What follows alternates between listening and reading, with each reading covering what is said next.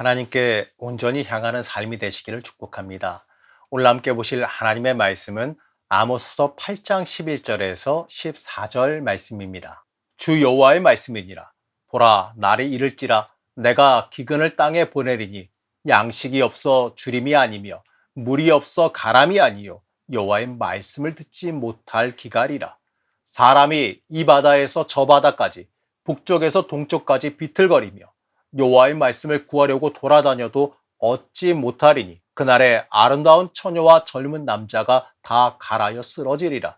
사마리아에 죄된 우상을 두고 맹세하여 이르기를 다나 내 신들이 살아있음을 두고 맹세하노라 하거나 브엘세바가 위하는 것이 살아있음을 두고 맹세하노라 하는 사람은 엎드러지고 다시 일어나지 못하리라. 주객이 전도된다는 말이 있습니다. 주인과 손님이 뒤바뀐단 말이죠. 한마디로 어떤 것을 위해서 하던 행동의 중요성이 바뀌어서 목적보다 그 행위가 더 중요해진다는 의미로 받아들일 수가 있습니다. 이스라엘의 모습이요, 이러한 이 주객이 전도된 모습을 보이고 있습니다. 아모스서에 이 전반적으로 다루는 이스라엘의 이 문제에 대한 주제는요, 이스라엘이 하나님을 떠나니 범죄를 저질렀기 때문에 그들에게 심판이 임한다라고 하는 문제예요. 8장은 이스라엘의 문제를 그들이 물질에만 매달려서 하나님의 말씀을 잊었다라고 경고합니다. 사실 물질은요, 있으면 좋지요. 하지만 그 물질의 목적이 변질되면 그 인생에 문제가 발생합니다. 믿는 사람에게도 물질은 중요하지요.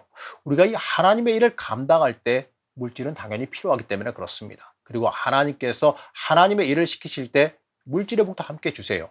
문제는요, 그것을 받고 내가 어떻게 사용하느냐에 있습니다. 이 자칫 잘못하다가는요, 이 도구가 목적이 되는 일이 발생하기 때문에 그렇습니다. 이스라엘의 모습이 그렇습니다.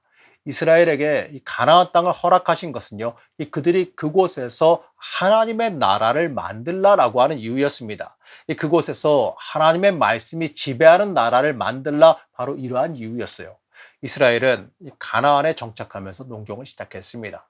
가나안 땅에 정착했으니 이제 유목민의 삶에서 농경 사회로 변해가는 것은 당연한 일이에요. 이러한 이 농경이 이스라엘을 점차 안정되고 부유하게 만들어 갔습니다. 그러다 보니까 그들의 삶에서 이 농경이라는 것이 차지하는 중요성이 굉장히 커져갔습니다. 하지만 그 농경에 이스라엘이 묶이게 되는 결과를 가져왔지요. 다들 알다시피 농경은 날씨와 기후의 영향을 받습니다. 그러다 보니까요, 이 자연 환경에 민감해질 수밖에 없겠지요. 이런 맥락에서 보게 되면 이스라엘이 우상 숭배에 빠지게 된 이유를 더 잘 알게 됩니다. 그 맥락에서 보면요, 이스라엘이 주로 빠져든 우상은요, 우리가 너무나도 많이 들어서 알고 있는 바알이라는 신입니다. 이 바알이라는 가나안 토착신은요, 농사와 관련된 신입니다. 바알은 비와 우레를 주관하는 이 다산의 농사의 신이라고 불려왔어요. 이 가나안 땅에 정착하여서 날씨에 민감한 이스라엘 사람들은요, 가나안 사람들과 교류를 하면서 점차 이 농사의 신 바알을 접하게 됩니다. 그러면서 그들은 결국 바알을 섬기는 데까지로 이어졌어요. 그 결과 그들은요, 하나님을 잊고 바알을 의지하는 데까지 나아갔습니다. 이 농부의 입장에서 비가 내리지 않는다는 것은 마치 죽으라는 말과도 같겠지요. 농사 걱정을 하다 보니까 하나님을 의지하던 그 모습은 온데간데 없고 날씨를 주관한다고 말하는 바알이라는 신에 빠져들었습니다. 그리고 거기에 자신들의 해답을 얻으려고 하고 자신들의 구원을 얻으려 들고 있습니다. 자신들을 인도해내시고 구원하신 분, 지금까지 있게 하신 하나님을 잊어버렸다는 거예요. 하나님께서 이처럼 농사 걱정만 하느라 말씀을 무시하고 하나님 무시하는 이스라엘 백성들을 향해서 말씀의 기갈이 올 것이라고 경고하고 계십니다. 아모스서 8장 11절 말씀입니다. 주 여호와의 말씀이니라. 보라, 날이 이를지라 내가 기근을 땅에 보내리니 양식이 없어 주림이 아니요 물이 없어 가람이 아니요 여호와의 말씀을 듣지 못한 기갈이라. 이스라엘 백성들은요, 이 말씀의 기갈에 대한 심각성을 전혀 인식하지 못했습니다. 당장 비가 오지 않는 일보다요, 더 큰 일이 없었기 때문에 그렇습니다. 그리고 하나님의 말씀은 나중에라도 들을 수 있을 것이라고 생각했을지도 모르겠어요. 하나님을 좀 뒷전에 우선순위를 좀 뒤로 밀었을지도 모르겠지요. 하나님의 말씀을 듣는 것이 얼마나 중요한지 이들은 깨닫지 못했기 때문에 그렇습니다. 하나님의 말씀을 떠난다는 것은요, 그 인생의 뿌리가, 그 인생의 기초가 흔들리고 무너져 내리고 온다는 결과를 가져오게 돼요. 믿는 사람에게 말씀이 없어지면 파멸로 달려갈 수밖에 없는 거예요. 우리는 때때로 말씀을 찾아야 한다는 말을 자주 듣습니다. 말씀으로 돌아가야 한다는 말을 종종 듣습니다. 그러면요, 이 말씀을 찾아야 된다, 중심이 되어야 된다, 돌아가야 한다라고 말하는데, 여러분, 이 말씀이 무엇을 말할까요? 말씀으로 돌아간다라고 하는 것은요, 하나님의 지도권 아래에 내가 있겠다라고 하는 의미입니다. 말씀을 구하는 것은요, 하나님의 인도하심과 지도하심 따라서 살겠다라는 고백이에요. 그렇기 때문에 우리는 말씀을 구하며 살아가야 됩니다. 말씀을 구하는 것은요, 하나님에게 나를 내려놓고 순종하겠다라는 것을, 충성하겠다라는 것을 뜻합니다. 우리는 사울 왕의 이야기를 다들 알고 있습니다. 사울 왕에게 이 말씀의 기준이 사라지고 하나님께서 말씀을 주시지 않게 되니까 결국은 이 엔돌의 무당을 찾아가게 되지요. 사무엘상 28장 6절 말씀입니다. 사울이 여호와께 묻자오되 여호와께서 꿈으로도 우림으로도 선지자로도 그에게 대답하지 아니하시므로, 하나님께서는 하나님을 떠나고 자신의 영광만을 찾는 사울에게 하나님의 말씀을 주시지 않았어요. 하나님의 영광을 위해서가 아니라 자신의 위기를 모면하라고 하나님을 찾는 사울에게 하나님은 응답하시지 않았습니다. 이처럼 답이 없을 때 그가 느끼는 절망과 답답함을 여러분 한번 생각해 보시기 바랍니다. 이 세상에요, 하나님께서 침묵하신다. 하나님의 침묵만큼 무서운 것은 없어요. 말씀의 기갈만큼 무서운 것은 없습니다. 하나님의 말씀이 들리지 않게 되어지자 사울은 마침내 자신이 잡아 죽이려고 했었던 무당까지 찾아가게 됩니다. 거기서 사무엘을 불러내라며 난리를 부리지요. 여러분, 이게 우리의 인간의 모습입니다. 우리의 삶 가운데서 말씀이 떠나면 사람은 이렇게 망가지게 되어져 있어요. 아모스 8장 12절에서 13절 말씀입니다. 사람이 이 바다에서 저 바다까지, 북쪽에서 동쪽까지 비틀거리며 여호와의 말씀을 구하려고 돌아다녀도 얻지 못하리니 그날에 아름다운 처녀와 젊은 남자가 다 칼하여 쓰러지리라. 오늘날 많은 사람들이 헤매이고 쓰러진 이유는요, 하나님의 말씀이 없기 때문에 그렇습니다. 말씀이 없는 인생은요, 힘들어질 수밖에 없어요. 하나님의 말씀을 떠나면 그의 영혼의 안정과 평화가 사라지게 됩니다. 말씀 없는 인생들은 불안하고 피곤한 인생이 될 수밖에 없습니다. 이러한 사람들은요, 인생의 목적과 방향을 상실하고 허무주의에 빠지게 되어져 있습니다.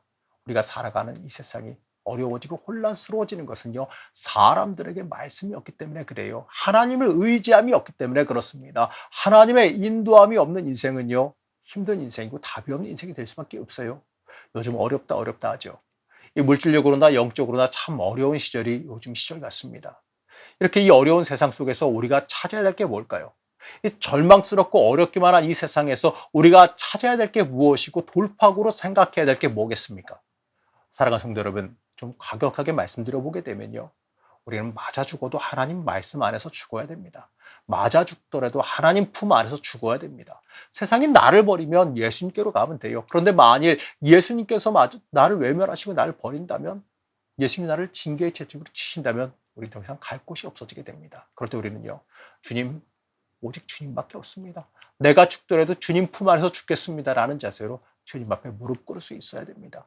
우리 탕자의 비유를 우리 인생의 비교해서 중요하게 생각하지요. 그 이유가 뭘까요? 먼저 탕자가 무슨 결심을 했는지를 한번 살펴봐야겠지요.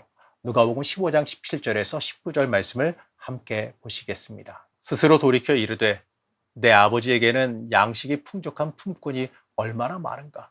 나는 여기서 줄여 죽는구나. 내가 일어나 아버지께 가서 이르기를 아버지, 내가 하늘과 아버지께 죄를 지었사오니 지금부터는 아버지의 아들이라 일컬음을 감당하지 못하겠나이다. 나를 품꾼의 하나로 보소서 하리라. 탕자는 내가 굶어 죽고 맞아 죽더라도 아버지 품에서 죽겠다라고 하는 결심을 했습니다. 염치가 없어도 아버지 품으로 가면 살겠다라는 고백이 그에게 있었어요. 그래서 탕자가 구원을 얻었습니다. 우리 가운데서도요, 이 말씀을 떠나 깨지고 상한 부분이 너무나도 많아요. 우린 다시 말씀으로 되돌아와야 됩니다. 하나님의 말씀으로 돌아와야지만 합니다. 하나님의 말씀 때문에 맞고 깨지고 아프더라도요, 결국 우리에게는 주님 품밖에 없는 걸 잊지 마시기 바랍니다. 하나님의 말씀이 내 인생의 중심이 되어지면 회복이 일어나고 살 길이 열립니다. 욥기 5장 18절의 말씀입니다. 하나님은 아프게 하시다가 싸매시며 상하게 하시다가 그 손으로 고치시나니. 물론 이 말씀은 욥의 고백은 아니고 엘리바스의 욥에 대한 질책이기는 합니다. 하지만 이 말씀 자체만 놓고 보게 되면요, 아주 중요한 영적인 진리를 담고 있지요. 하나님께서는요, 우리를 징계의 채찍으로 아프게 하십니다. 하지만 싸매주시는 분 역시 하나님이세요. 상하게 하시다가 그 손으로 고쳐주시는 분이 하나님이십니다. 그 주님 품 안에서 참된 위로와 회복을 누리는 그 믿음의 사람이 되어야 되는 겁니다. 우리에게 살 길은 그 길밖에 없어요. 상하고 깨진 부분들이 있을 때에 주님 앞에 나와서 하나님 품 안에서 위로를 받고 회복의 은혜를 여러분들 누리시길 바랍니다. 그리고 우리는 우리의 인생에서 말씀 이외에 다른 것들을 모두 제거해 버릴 수 있어야 됩니다. 이러한 노래가 있어요. 가시나무라고 하는 노래인데 한때 이 대중가수 조성모 씨가 다시 불러서 유명해지기도 했죠. 그래서 다들 아는 이 노래를 대중가요로 아는데 이 노래는요 찬양 사역자로 많은 활동을 하고 있는 하덕기 목사님이 이 시인과 촌장이라는 그룹을 하던 시절에 하나님의 영감으로 지어진 노래입니다. 그 가사를 보면 이래요. 내 속엔 내가 너무도 많아 당신의 쉴 곳 없네. 내 속엔 헛된 바램들로 당신의 편할 곳 없네. 내 속엔 내가 어쩔 수 없는 어둠, 당신의 쉴 자리를 뺏고 내 속엔 내가 이길 수 없는 슬픔, 무성한 가시나무 숲 같네. 바람만 불면 그 메마른 가지 서로 부대끼며 울어대고 쉴 곳을 찾아 지쳐 날아온 어린 새들도 가시에 찔려 날아가고 바람만 불면 외롭고 또 괴로워 슬픈 노래를 부르던 날이 많았는데 내 속엔 내가 너무도 많아서 당신의 쉴 곳 없네. 하나님 없이 나의 욕심과 내 뜻으로 가득 차서 주님의 말씀이 있을 곳, 주님의 뜻이 있을 자리 하나 없다라는 것을 고백하고 있는 회개의 노래입니다. 하나님의 말씀이 이끌어가는 삶이 아니고 하나님의 계획과 인도하심이 이끌어가는 삶이 아니고 하나님의 말씀 앞에 순종하고 그의 음성을 듣기 위한 삶이 아니고 내 마음대로 내 뜻대로 내 욕심대로만 살려고 하는 우리의 모습이 마치 가시나무와 같지 않습니까? 우리는 우리의 인생에서 말씀 이외의 다른 것들을 모두 제거할 줄 알아야 됩니다. 하나님 말씀 이외의 다른 것, 내 안에 잠재한 이 하나님과 반대되는 것들은 다 무너뜨릴 수 있어야 됩니다. 말씀 이외의 거품이 전부 다 사라져야지만 하나님의 능력을 힘입을 수가 있게 됩니다. 우리가 하는 모든 일, 행동, 모든 판단이 다 하나님의 말씀을 근거로 합니다. 하나님의 영광을 위한 것입니까?